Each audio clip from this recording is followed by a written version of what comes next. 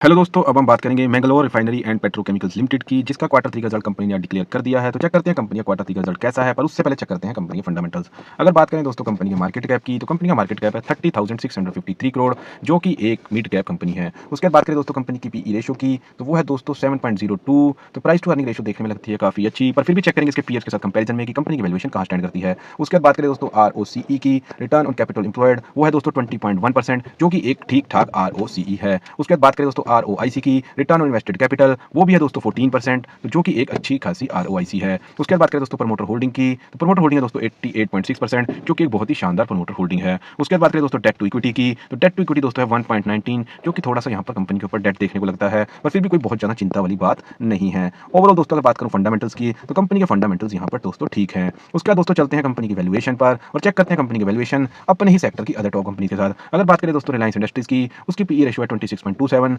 IOCL के दोस्तों 5.41, BPCL के दोस्तों 3.62, एचपीसीएल के दोस्तों 3.99, वहीं एमआरपीएल के 7.02। तो अपने सेक्टर की टॉप कंपनी से कंपैरिजन करें तो कंपनी की वैल्यूएशन थोड़ी सी यहाँ पर ज्यादा दिखाई देती है। उसके बाद बात करें दोस्तों बुक वैल्यू की, तो पिछले साल के मुकाबले इस साल कंपनी की बुक वैल्यू दोस्तों बढ़ गई है, जो कि पिछले साल 41.06 थी, तो इस साल दोस्तों बढ़कर 67.94 यहाँ पर बुक वैल्यू हो गई है, जो कि कंपनी के लिए एक अच्छी बात है।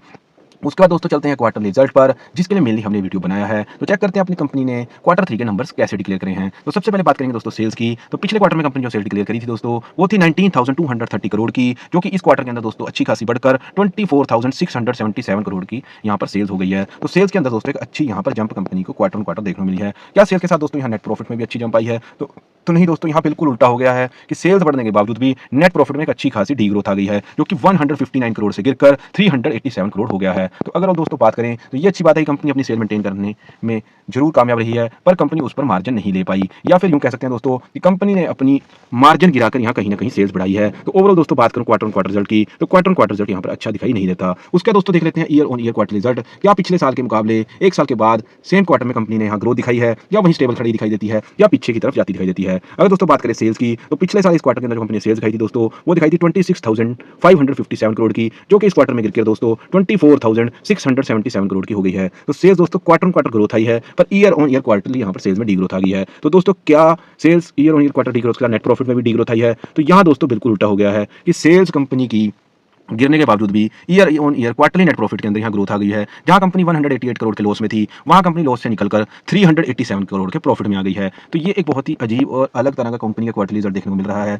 जहां कंपनी की सेल्स गिरी है, वहां कंपनी का प्रॉफिट दोस्तों बढ़ गया है, और जहां कंपनी की सेल्स बढ़ी है, वहां कंपनी का प्रॉफिट एक तरह से गिर गया है। तो मैं बात कर रहा हूं दोस्तों क्वार्टर ऑन क्वार्टर सेल्स की, जहां दोस्तों सेल्स बढ़ गई है, वहीं quarter on quarter net profit गिर गया है, और जहां quarter year on year quarterly sales गिर गई है, वहां year on year quarterly net profit बढ़ गया है। तो दोस्तों ओवरऑल अगर दोस्तों इस क्वार्टर रिजल्ट की बात करें तो ये एक एवरेज रिजल्ट है, ना तो इसको दोस्तों एक अच्छा रिजल्ट कह सकते हैं, ना एक बुरा रिजल्ट कह सकते हैं, क्योंकि year on year company loss से प्रॉफिट में आई है, ये एक अच्छी बात है। पर ईयर ऑन ईयर कंपनी यहाँ पर सेल्स के अंदर अगर बात करूं तो डी ग्रोथ में आई है, ये एक बुरी बात है। वहीं क्वार्टर ऑन क्वार्टर भी अगर बात करूं तो कंपनी ने सेल्स में ग्रोथ दिखाई है, सेल्स गिरने नहीं दी, पर सेल्स बढ़ाने के चक्कर में कंपनी का प्रॉफिट डाउन आ गया है, ये एक बुरी बात है। तो ओवरऑल दोस्तों अगर बात करें इस क्वार्टर रिजल्ट की, ना तो ये एक अच्छा रिजल्ट है और ना एक बुरा रिजल्ट है। ओवरऑल दोस्तों इस क्वार्टर रिजल्ट की बात करूं तो ये एक एवरेज रिजल्ट कंपनी का यहाँ पर निकल कर आया है, और किस हिसाब से कंपनी के मार्जिन या प्रॉफिट्स रन कर रहे हैं, ये एक थोड़ी सी सोचने वाली बात जरूर है। उसके बाद बात करें दोस्तों कंपनी के कैश फ्लो की, तो कंपनी का कैश फ्लो ऑपरेटिंग एक्टिविटी दोस्तों यहाँ पर पॉजिटिव है, ये कंपनी के लिए एक अच्छी बात है।